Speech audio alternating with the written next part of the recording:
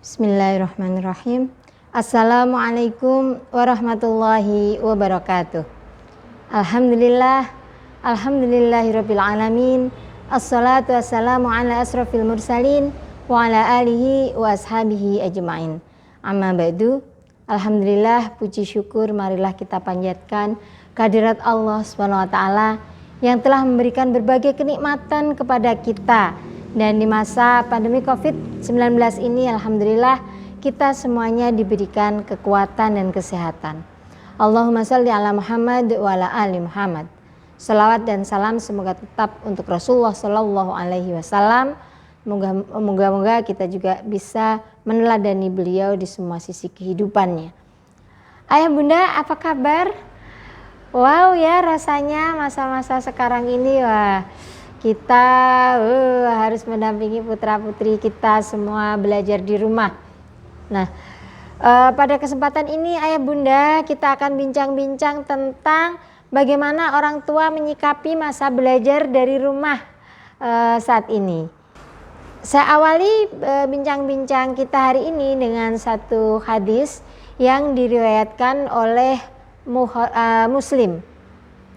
Dari Suhaib, ia berkata, Rasulullah Shallallahu Alaihi Wasallam bersabda, "Ajaba li amril mu'min, inna amrohu kullahu khair, walaysa dzaka li ahadin ilal mu'min.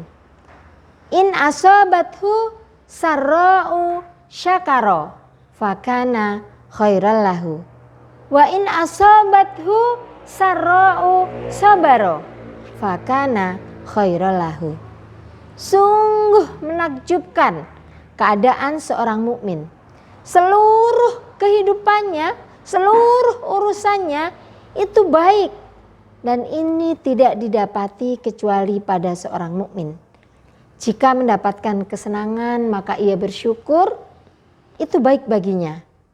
Jika ia mendapatkan kesusahan maka ia bersabar, dan itu pun baik baginya. Rawahu Muslim. Nah, pada situasi saat ini, kita sekarang ini, mudah-mudahan kita adalah orang-orang mukmin sebagaimana disabdakan oleh Rasulullah SAW. Ala kulli hal, kita sabar, kita bersyukur dalam menghadapinya. Ayah bunda yang dicintai Allah, selain memiliki bekal kesabaran dan rasa syukur, perlu adanya sinergi antara ayah dan bunda. Ini merupakan pondasi paling utama dalam melakukan pembelajaran dari rumah. Ini sinergi ayah bunda ini. Studi yang dilakukan oleh John DeVrine dan timnya tentang Strong Family menunjukkan bahwa kekuatan keluarga itu sangat ditentukan oleh kekuatan hubungan antara suami istri. Maka perlu bagi ayah bunda, bagi kita semuanya untuk menguatkan ikatan agar dalam menghadapi anak-anak kita tidak stres, kita tidak bingung, semuanya berjalan dengan baik. Kita tentu memiliki banyak cerita ya, masing-masing kita. Bu Ati juga punya banyak cerita seru di rumah, karena di rumah hanya ada satu HP, ada satu laptop yang sudah sakit, laptop saya. Kemudian ada nih laptop sekolah yang kadang-kadang juga dipinjam oleh kita ya. Biasanya sekolahan yang minjem ke Bu Ati, sekarang ganti Bu Ati yang pinjem punya sekolah. Nah ini kadang-kadang kan semuanya daring nih, yang SMP kelas 1 masuk SMP, di Ica itu masuk kelas 1 SMP. Kemudian ada lagi yang SMP kakaknya, kemudian SMA. Yang 3 kuliah sih sudah bisa mandiri ya. Nah ini 3 yang harus ada dampingan orang tua. Ini bersyukur nih kakaknya yang SMA bisa bantu-bantu mendampingi adik-adiknya. Nah ini kan masa-masa seperti itu kan, ketika kita harus berbagi HP, belum lagi nih HP-nya kadang harus dibawa oleh uminya nih keluar. Nah akhirnya kan laptop harus diinstal WA kan, biar anak-anak bisa komunikasi dengan sekolah. Nah ini kan diperlukan sinergi antara ayah bunda. Ini seru, selalu seru nih, tiap hari seru untuk membagi peran masing-masing. Nah, ada 3 dimensi yang perlu dilakukan untuk menghadirkan sinergi suami istri yang menurut D.H. Olson. Yang pertama adalah kohesi, kedua fleksibel, dan ketiga adalah komunikasi. Kohesi, apa maksudnya nih Bu Ati? Kohesi itu adalah suasana kedekatan emosional antara suami istri. Jadi harus dibangun kedekatan emosi antara suami istri. Kalau tidak nanti bisa perang dingin. Bukan lagi perang dingin, bahkan mungkin benar-benar perang gitu ya. Ada yang banting HP, ada yang lempar gitu ya, lempar piring. Naudzubillah, enggak ya, enggak sampai seperti itu insya Allah. Nah perlu suasana kedekatan sehingga ketika istri misalnya ingin menyampaikan nih ayah dong yang nyuci piring, nih aku mau dampingi ini nih si mas ini untuk ngerjakan A atau ngerjakan B, kan perlu kerjasama. Atau ayahnya yang mendampingi putra putrinya terkait dengan pembelajaran daring, ibunya yang mengerjakan yang lain, itu kan perlu kerjasama. Nah kohesi ini bisa didapat dari penyeimbangan kebersamaan dan ketidakbersamaan. Artinya ada kondisi-kondisi di mana kita perlu ya, suami istri, ayah bunda perlu untuk selalu bersama, berduaan, ngopi bareng, ngeteh bareng gitu ya. Itu kebersamaan. Tapi ada juga saat-saat ketidakbersamaan. Jadi masing-masing melakukan aktivitasnya sendiri-sendiri. Mungkin yang satu berangkat ngajar, yang satu berangkat ke puskesmas. Yang satu, kalau Bu Dokter, yang satu ke puskesmas, yang satu ke rumah sakit. Ayah bunda yang lain mungkin beda-beda lagi, macam-macam. Nah ini kan ada masa-masa yang kita perlu mencari titik-titik yang kita bisa bersama. Kalau bersama terus nanti banyak yang tidak kelar. Tidak bersama terus, masing-masing sendiri juga jadi garing suasananya. Bisa saja misalnya pada saat bantu putranya mengerjakan apa berdua bareng-bareng. Atau kalau saya sama Pak Imran nih kadang-kadang ini masak bareng gitu. Jadi anak-anak menyiapkan untuk daring, saya masak, kemudian ditemani sama Pak Imron untuk masak juga. Suasana seperti itu kan menjadi suasana kebersamaan apabila kita menggunakan waktu yang semacam itu. Harus ada keseimbangan. Tidak bersama terus dan tidak bersama terus. Jadi harus seimbang. Yang kedua tadi adalah fleksibel. Dalam kehidupan ini ada hal-hal yang harus statis. Ada hal-hal yang bisa berubah, yang harus tetap. Misalnya ar-rijalu qawwamuna 'alan nisa ya, laki-laki itu adalah pemimpin perempuan, itu adalah hal yang tetap, yang tidak bisa dirubah-rubah. Jadi suami walaupun istrinya jabatannya lebih tinggi, istrinya pendapatannya lebih tinggi, suami tetaplah pemimpin. Dan kita harus bisa memposisikan beliau sebagai pemimpin. Nah ada hal-hal yang tidak harus kaku, tidak harus tetap. Misalnya pembagian kerja itu tadi, siapa ngerjakan apa, yang nyapu siapa, yang nyuci siapa, yang masak siapa, yang ngajari anak-anak IT, lihat PDF, bikin video dan seterusnya misalnya siapa. Itu kan tergantung kemampuan masing-masing dan kesempatan masing-masing. Itu perlu dilakukan. Dan apabila misalnya biasanya yang masak istri, ya nggak apa-apalah sesekali ayahnya, atau dalam kondisi seperti ini ayahnya, atau yang sebaliknya, atau yang lainnya, istri yang pinter IT, ya istrinya yang mendampingi putra-putrinya. Fleksibel lah intinya. Dan fleksibilitas ini, sikap fleksibel orang tua itu terkait dengan plastisitas otak. Neuroplastisitas di pertemuan parenting kita sudah pernah saya singgung ya, bahwa piranti otak ini kalau dibiasakan fleksibel, maka akan menyebabkan sikap seseorang itu menjadi tidak kaku. Ini sangat penting. Jadi jangan jadi orang tua yang kaku metu. Nanti putranya ya jadi kaku metu, soalnya nyetrum loh. Karena pengasuhan anak itu sesungguhnya adalah pengasuhan orang tua. Kalau kita ingin anak-anak kita mampu mengendalikan diri, kita sebagai orang tua juga harus mampu mengendalikan diri. Itu penting. Jadi orang saat-saat sekarang ini perlu memang fleksibel gitu, sehingga semuanya bisa berjalan dengan baik. Anak-anak lancar, ayahnya lancar, bundanya lancar, kan Masya Allah enak ya kalau seperti itu. Walaupun untuk semuanya itu perlu kadang-kadang nafas panjang, ya, nafas panjang, istighfar, Insya Allah itu akan mudah. Jangan lupa juga kita lakukan semuanya itu dengan senyum, karena senyum itu luar biasa pengaruhnya. Nah, neuroplastisitas kita pernah buat sampaikan ya, itu adalah kemampuan otak membuat sirkuit baru. Jadi kalau biasanya kita kaku dalam membuat pembagian peran dalam rumah tangga kita, maka kita biasakan untuk fleksibel hal-hal yang memang tidak harus gitu ya. Sehingga terbentuk sirkuit baru. Kalau itu sudah menjadi kebiasaan, maka kita tidak lagi menjadi orang yang kaku, tetapi fleksibel gitu.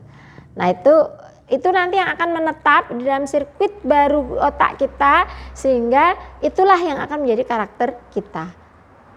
Dan kita tahu bahwa mengasuh dan mendidik anak itu adalah kegiatan neuroplastisitas itu sendiri. Neuroplastisitas itu dibangun dengan cara bagaimana? Kita perlu kecukupan nutrisi otak. Pada masa pandemi ini biar enak ya, misalnya kan makan nggak, anak-anak udah nggak jajan-jajan di luar ya, kita misalnya sediakan makanan-makanan yang secara nilai gizi otak itu masuk gitu. Susu kedelai misalnya, ikan-ikan, itu kan penting ya, pisang. Kita perlulah coba baca-baca tentang nutrisi otak, atau tanyakan nih sama dokter Tria, dokter Dani. Ada ahli gizi juga nih, Uminya Mas berarti kok lupa toh, Mbak siapa, KB ya, KB. Nah itu gizi ya, gizi kelompok bermain. Kemudian kita ini kan lingkungan yang variatif kan, kalau di rumah terus itu kan ini ya boring ya. Jadi variasikan lingkungan yang ada itu, ganti-ganti juga tempatnya. Syukur-syukur kalau halaman tempatnya luas, biarkan anak main sepeda, berolahraga. 5 panca indera ini perlu di stimulus. Maka mohon ya ayah bunda, apa yang disampaikan oleh para guru kelasnya masing-masing tentang 6 bidang pengembangan itu diikuti, karena itu sangat bagus untuk merangsang neuroplastisitas anak. Jadi nanti untuk panca indera kan nanti barangkali para guru meminta anak-anak untuk meraba apa, mencicipi apa, membau apa. Nah itu adalah dalam rangka itu. Kemudian pengalaman emosi yang konstruktif, ini kita bangunlah suasana pandemi COVID ini bukan justru karena ketertekanan kita mau nyuruh belajar anak saja pakai melotot, pakai marah-marah, kan nggak konstruktif itu. Justru bagaimana kita bangun suasana pandemi COVID ini dengan kebersamaan. Ayo kita bersama-sama saling bahu-membahu, saling bantu-membantu. Orang tua membantu, anak-anak membantu, anak-anak siap, orang tua mensupport. Nah ini kondisi yang seneng kan, Masya Allah luar biasa kan, enak buat belajar gitu, buat belajar anak-anak. Jadi dengan senyum, dengan sabar, pokoknya nggih ayah bunda. Kemudian kita berikan rangsangan rasional. Kalau untuk anak-anak TK ya di sekolah kita itu, nanti ada bidang pengembangan di sana tertulis oleh Bu Guru itu rasional, kognitif. Nah, itu adalah merupakan stimulus rasional untuk anak-anak kita. Seperti yang pernah saya sampaikan ya, bahwa otak, piranti otak kita itu untuk anak-anak usia 0 sampai 7 tahun itu yang berkembang sempurna itu kan kinestetik dan emosi. Maka minta tolong ya ayah bunda untuk yang sosial emosional yang dari kami guru yang di kolom-kolom itu, dan fisik motorik itu diperhatikan betul agar anak-anak mampu melakukannya dengan baik. Kalau itu berkembang dengan baik maka insya Allah anak-anak akan baik.